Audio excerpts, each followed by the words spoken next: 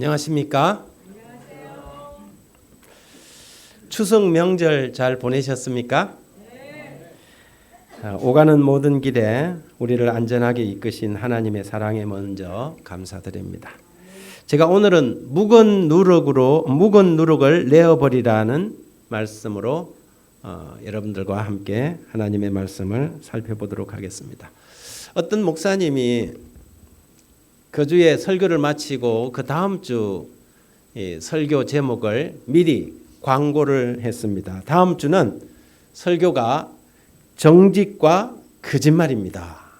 그렇게 이야기하면서 본문은 마가복음 17장 1절부터 5절이 되겠습니다. 다음 주에 오실 때 여러분 마가복음 17장을 한번 꼭 읽어보고 오시기 바랍니다. 라고 광고를 했습니다. 그리고 그 다음 주 이제 설교를 시작하면서 제가 지난주에 여러분에게 미리 말씀드린 것처럼 마가복음 17장 다 읽어보신 분 손들어 보십시오. 이렇게 물었습니다. 그랬더니 꽤 많은 사람들이 손을 이렇게 들었습니다. 제가 오늘 설교할 제목하고 지금 손 드신 분들하고 딱 맞는 분들입니다. 그랬어요. 그러면서 마가복음은 16장까지밖에 없습니다. 그렇게 했습니다. 우리가 일상생활 속에서 그냥 아무 생각 없이 내뱉는 말 하나, 그런데 사실은 진실하지 않은 것들, 꽤 많은 사람이 마가복음 17장을 읽어왔다고 손을 들은 거죠.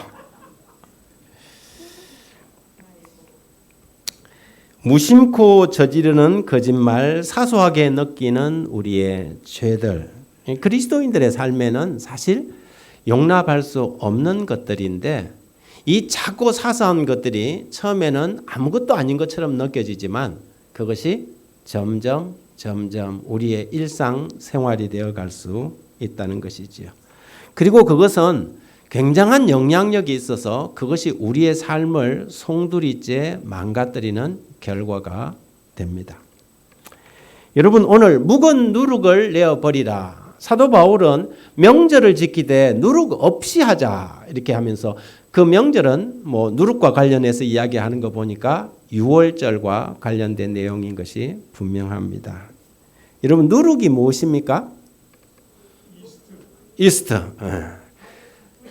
부풀리는 거. 예, 누룩은 술이나 이렇게 막걸리 같은 데 만들 때 쌀, 물 그리고 발효제를 넣는데 이 발효제를 우리는 누룩이라고 말합니다. 좀 더 자세히 말하면 술, 빵, 맥주, 포도주를 발효시키고 부풀게 하는 것이지요. 따라서 누룩 그리고 효모, 이스트 같은 것은 거의 같은 말이거나 거의 친인척과 같은 것들입니다. 누룩은 우리의 일상에서 매우 유용한 물질임이 분명합니다. 빵이나 떡을 구울 때 누룩은 거의 필수적인 것이죠. 최근에 주부들이 누룩을 이용해서 요거트 식혜, 또 소금 누룩, 그리고 심지어 막걸리를 전통 누룩을 이용해서 만드는 일들이 있다고 합니다. 성경에도 누룩을 사용한 예들이 몇 번 나오는데요. 긍정적인 용례가 있고 부정적인 용례가 있습니다. 긍정적인 용례로서 예수님께서 마태복음 13장 33절에 또 비유로 말씀하시되 천국은 마치 여자가 가루 서말 속에 갖다 넣어 전부 부풀게 한 누룩과 같으니 라고 했습니다. 여기는 사용된 예수님의 비유 속의 누룩은 부정적인 의미가 아니라 긍정적인 의미로 사용합니다. 여기서 말하는 누룩, 예수님의 비유에서 나타난 누룩은 그리스도의 가르침 혹은 하나님의 말씀이라고 우리가 이해할 수 있습니다. 하나님의 말씀은 그리스도의 가르침은 여자가 부풀게 하기 위하여 가루 속에 넣은 누룩과 같다 그랬습니다. 그래서 하나님의 말씀을 우리의 마음 속에다가 넣을 때에 그 말씀이 그대로 있지 않고 어떻게 해요? 점점 부풀고 자라게 한다는 것을 이야기하죠. 부정적인 용례로서는 성경에서 누룩을 죄의 상징으로 사용하고 있다는 것입니다. 마태복음 16장 16절에 예수께서 이르시되 삼가 바리새인과 사두개인들의 누룩을 주의하라. 여기서 이 바리새인들의 누룩이라 하는 것은 긍정적인 용례로 누룩이 하나님의 말씀과 예수님의 가르침이라면 부정적인 용례로 바리새인들의 가르침을 여기서는 부정적인 용례로 사용하고 있습니다. 마태복음 16장 12절에 그것을 정확하게 이렇게 표현합니다. 그제야 제자들이 떡의 누룩이 아니요 바리새인과 사두개인들의 교훈을 삼가라는 말씀인 줄 깨달았다. 그렇게 이야기하고 있습니다. 출애굽 때 6월절 떡을 먹을 때 이스라엘 백성들에게 아주 특별한 명령이 하달되었습니다. 출애굽 지키기 전에 반드시 가정에 있는 모든 누룩을 제거하라는 명령이 주어진 것입니다. 출애굽기 12장 15절 너희는 이래 동안 무교병을 먹을 것이니 그 첫날에 누룩을 너희 집에서 제하라. 무릇 첫날부터 일곱째 날까지 유교병을 먹는 자는 이스라엘에서 끊어지리라. 이래 동안 누룩이 너희 집에서 발견되지 아니하도록 하라. 무릇 유교물을 먹는 자는 타국인이든지 본국에서 난 자를 막론하고 이스라엘 회중에서 끊어지리라. 따라서 이스라엘 백성들은 6월절에는 누룩이 들어가지 않는 떡 무교병을 먹었습니다. 이리하여 6월절을 포함한 한 주일을 6월절 혹은 무교절이라고 하는 이유가 거기에 있습니다. 누룩은 좋은 의미로는 하나님의 말씀과 교훈을, 나쁜 의미로는 바리새인들의 교훈, 즉 외식과 이중성, 마음의 죄악을 상징하는 것으로 표현됩니다. 여기 실물교훈 95쪽, 96쪽에 이렇게 기록되어 있습니다. 유대인들은 때때로 누룩을 죄의 상징으로 사용하였다. 6월절이 되면 사람들은 저희 마음속에서 죄를 없이 하듯 저희 집에서 모든 누룩을 없애버리라는 지시를 받았다. 그리스도께서는 제자들에게 바리새인들의 누룩 곧 외식을 주의하라고 경고하셨다. 사도 바울은 누룩에 대하여 괴악하고 악독한 누룩이라고 말한다. 그러나 구주의 비유 가운데서 누룩이 하나님 나라를 상징하는 것으로 사용되었다. 이것은 영혼을 소생하고 동하게 하는 하나님의 은혜의 능력을 예시하는 것이다. 이 능력이 역사할 수 없을 만큼 극악하고 타락하고 저속한 사람은 하나도 없다. 성령의 역사에 굴복하는 사람 속에는 새로운 생명소가 심어져 잃어버린 하나님의 형상이 다시 회복된다라고 적혀 있습니다. 현대 유대인들은 어떻게 유월절을 지키는지 아십니까? 현대 유대인들이 유월절 지킬까요? 당연히 지키죠. 여러분 설 명절 지키듯이 그 사람들에게는 유월절이나 이런 절기들이 그들에 있어서 하나의 명절인 것입니다. 그래서 성경에서 명절을 지키되 이렇게 하는 것은 우리도 오늘날 유월절을 지키라는 말이 아니라 유월절을 지키는 그들에게 있어서의 전통적인 의미를 가지고 있죠. 제가 어제 지난 화요일 날 말씀드렸던 것처럼 우리는 유월절을 날짜로 지키지 않습니다. 그러나 우리는 성만찬을 통해서 예수 그리스도의 십자가의 희생과 고난을 기념합니까? 기념합니다. 요즘은 6월절을 날짜로 지키는 교회도 있어요. 그렇지만 그것은 성경의 가르침과는 거리가 먼 가르침입니다. 현대 유대인들은 그들의 명절을 지키고 있습니다. 그런데 그들은 지금도 똑같이 6월절 전에 가정에서 뭘 제거해요? 상징적으로 누룩을 다 제거합니다. 그래서 그들에게 주어진 이 중요한 일이 첫 번째 집안에서 누룩을 모두 제거하는 것이고 일주일 동안은 어떤 떡을 먹어요? 무교병을 먹는다는 것입니다. 누룩 없는 빵을 먹습니다. 작은 부스러기 빵 조각에서부터 평소 누룩이 있는 요리를 했던 모든 식기까지 다 세척합니다. 심지어 그걸 다 끓여서 뜨거운 물에 끓여서 그릇까지 다 어떻게 하냐면 누룩을 제거합니다. 그리고 아이들에게 게임을 하나 하는데 집안 구석구석 이 곰팡이나 이런 누룩들이 있는 것을 찾아내면 거기에다 아이들에게 보상을 해요. 그렇게 해서 유월절을 지키는 것입니다. 왜냐하면 그 누룩을 그들은 생각할 때 이건 죄의 상징이라고 생각하기 때문입니다. 집안의 누룩을 다 제거해버리면 되는데 또 문제가 하나가 남아요. 뭐냐면 장사할 때 사용하는 누룩은 그러면 어떻게 할 거냐 하는 거죠. 어떻게 하는지 아세요? 여러분 이거는 참 재밌는데요. 이 이스라엘의 최고의 랍비가 이스라엘 재무장관의 입회하에 뭘 하느냐 하면 이방인하고 거래를 합니다.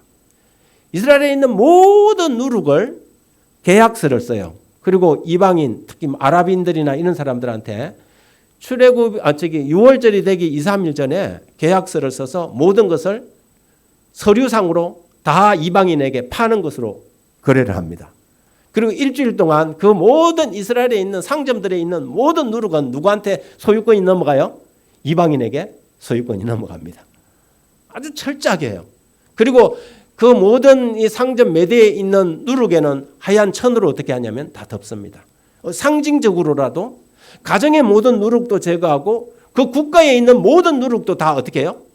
다 팔아서 없애는 것입니다. 그리고 난 다음에 일주일 후에 다시 어떻게 해요?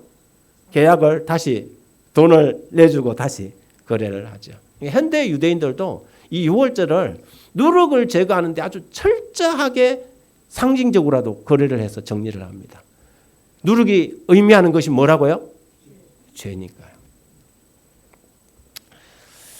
그래서 지난 4월 23일도 이 똑같은 의식이 있었어요. 그래서 유대 최고의 랍비와 함께 이방인이 돈을 그게 2만 세겔에 팔았어요. 2만 세겔. 2만 세겔 그 사람들이 금전 단위잖아요. 2만 세겔에 딱 팔았습니다. 명절 기간 유대인들은 일체의 누룩 제품이 들어간 것은 금지되고 판매나 또 상점이나 모든 진열장에서 남겨둘 수 없고 있다 하더라도 그것을 흰 천으로 다 덮었습니다. 왜 이스라엘 사람들이 이렇게 누룩을 제거하려고 노력하는가 하면 상징적으로라도 누룩 제거를 완료했다는 의미를 그들은 보여주려고 하는 것입니다. 왜냐하면 누룩이 죄악의 상징이기 때문입니다. 그런 의미에서 사도 바울은 오늘 고린도 교회에 보내는 편지에서 묵은 누룩을 내어 버리라고 명령합니다. 이 시대소망 409쪽에 바리새인들의 외식은 이기주의에서 나온 것이었다. 자신을 영화롭게 하는 것이 그들의 생애의 목표였다. 그들로 성경의 말씀을 왜곡하고 악용하며 그리스도의 사명의 목적에 눈을 감게 한 것은 바로 이것 때문이었다. 그리스도의 제자들까지도 이 교활한 악을 품게 될 위험이 있었다. 자신을 예수의 제자로 분류하면서도 그의 제자가 되기 위하여 모든 것을 버리지 않는 자들은 바리새인들의 논정에 크게 영향을 받았다. 그들은 종종 믿음과 불신 사이에서 흔들리고 있었으며 그리스도 안에 있는 숨은 지혜의 보화를 식별하지 못했다. 제자들까지도 겉으로 보기에는 예수를 위하여 모든 것을 버린 것처럼 보였으나 마음속으로는 자신을 위하여 큰 것을 추구하기를 그치지 않았다. 누가 더 큰지에 대하여 분쟁이 일으킨 것은 바로 이 정신 때문이었다. 그들과 그리스도 사이를 가로막고 예수의 자아희생의 사명에 몰인정하게 하고 구속의 오묘를 그토록 더디 이해하게 만든 것은 이 정신 때문이었다.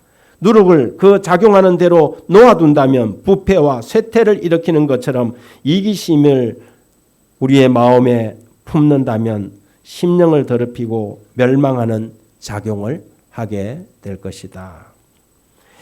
옛적에 그랬던 것처럼 오늘날 우리 주님을 따르는 많은 사람들 가운데 이 교활한 정신, 기만적인 죄가 얼마나 편만한지 살펴보게 됩니다. 그리스도를 위한 봉사와 우리 상호간의 교제가 자기를 높이려는 은밀한 욕망으로 얼마나 자주 손상을 받고 있습니까? 얼마나 자기 만족에 대한 생각을 하고 사람에게 인정받고 평가받기를 갈망하고 있습니까? 하나님께서 설명한 것보다 쉬운 길을 가고자 하늘의 교훈 대신 인간의 이론과 유전을 선택하도록 이끄는 것은 자기 자신에 대한 사랑 때문입니다. 그리스도께서 그런 제자들에게 삼가 바리새인의 누룩을 주의하라고 말씀합니다. 자, 우리가 본문으로 돌아가서 고린도 교회의 문제로 한번 들어가 보겠습니다.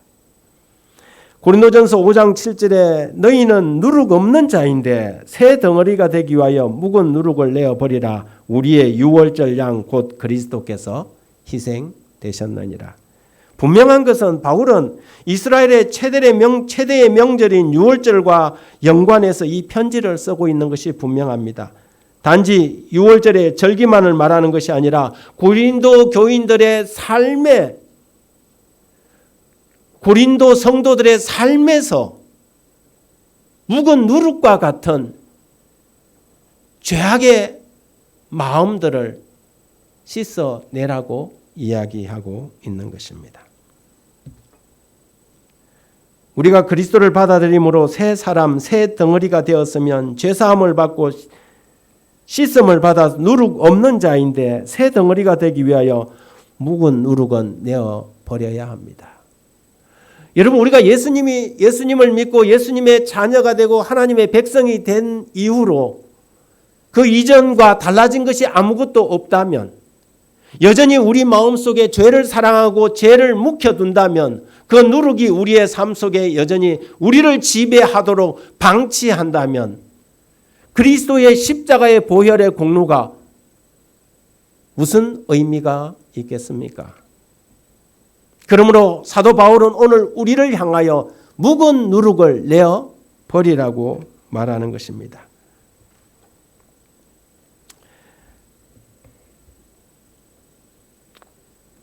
여러분, 제가 여기에 점심시간에 떡을 한 몇 대를 낼 텐데 가서 떡 찾지 마십시오. 예를 든 것입니다. 그런데 제가 맛있게, 모양은 참 멋있는데 떡을 이리 살펴보니까 곰팡이가 다 폈어. 여러분, 그러면 그 곰팡이 핀 떡을 먹겠습니까?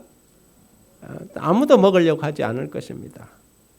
아무리 모양이 좋아도, 아무리 비싼 떡을 했다 하더라도 여러분, 곰팡이 선 떡은 아무도 먹을 수 없는 것입니다.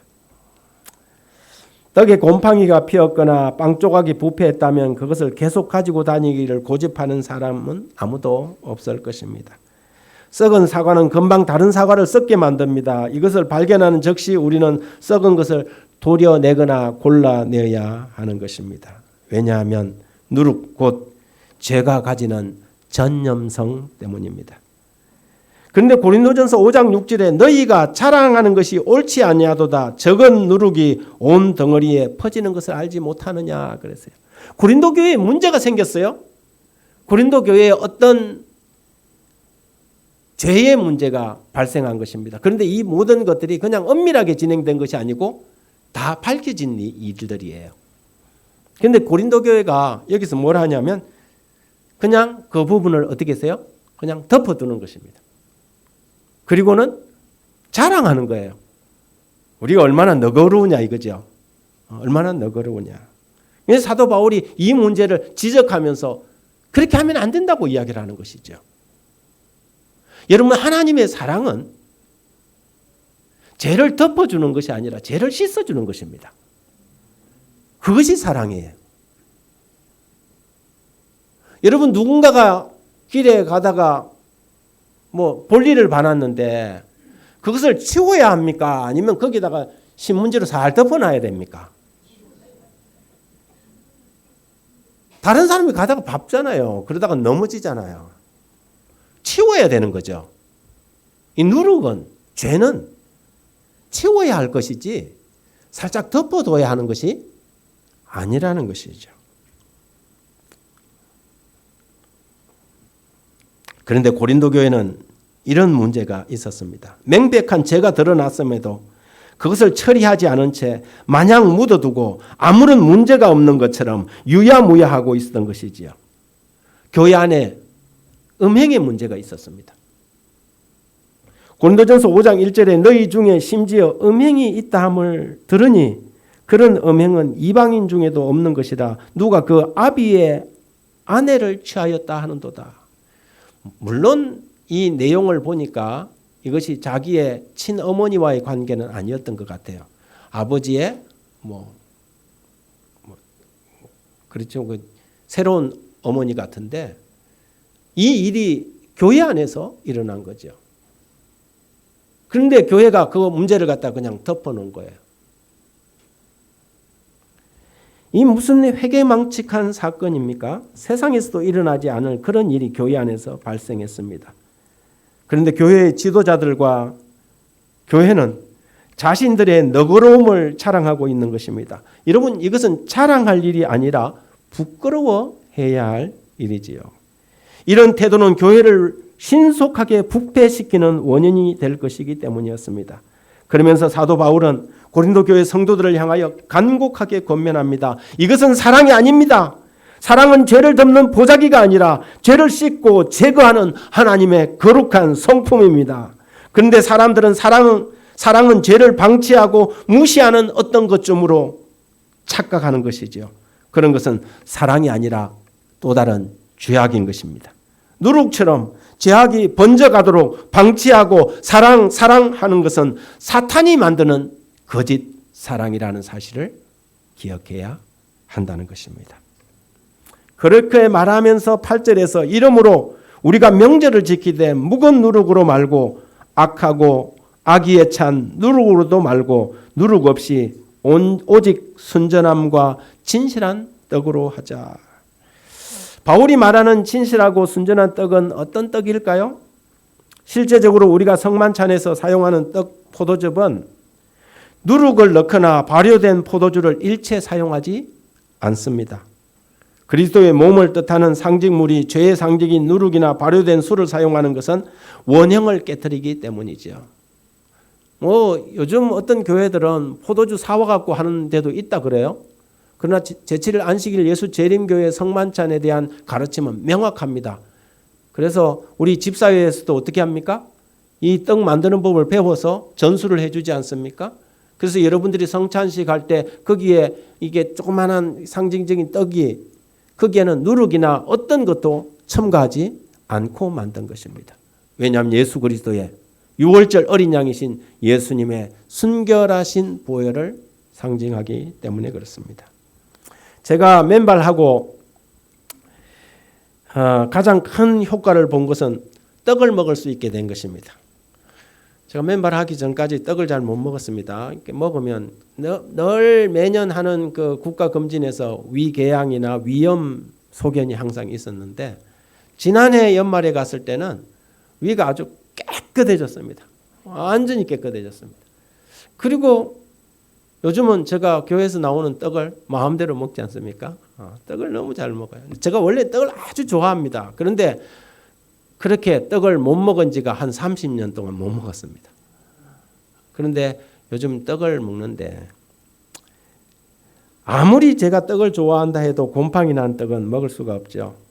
그리스도의 몸을 상징하는 떡도 무교병이어야 하지만 그 떡을 먹는 사람도 순수하고 진실한 떡이 되어야 합니다.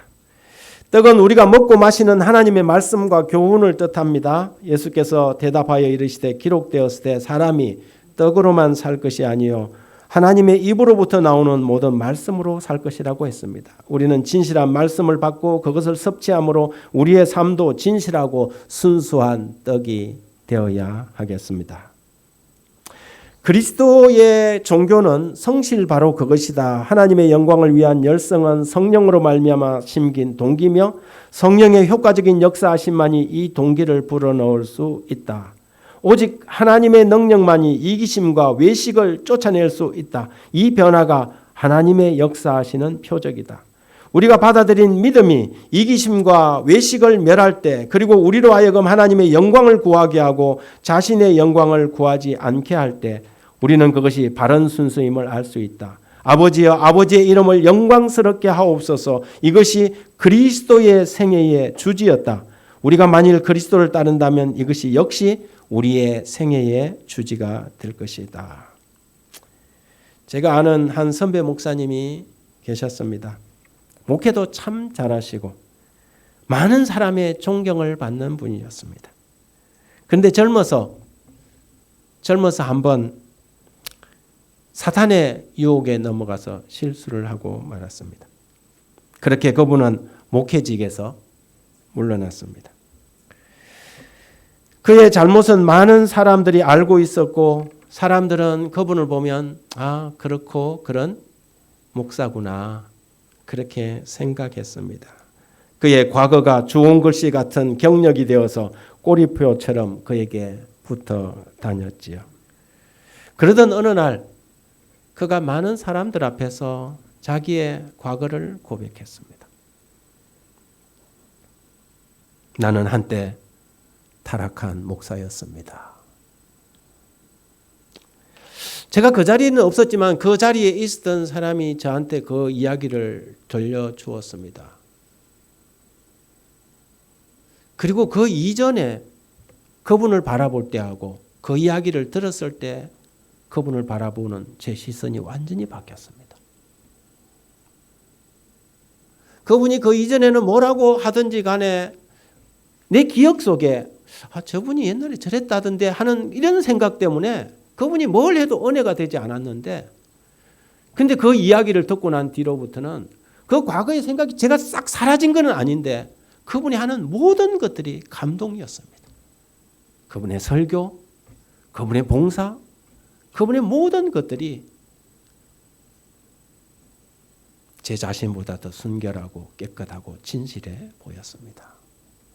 여러분 교회 안에 징계의 제도가 왜 있는 줄 아십니까? 나쁜 놈 때리잡으라고? 그렇지 않습니다.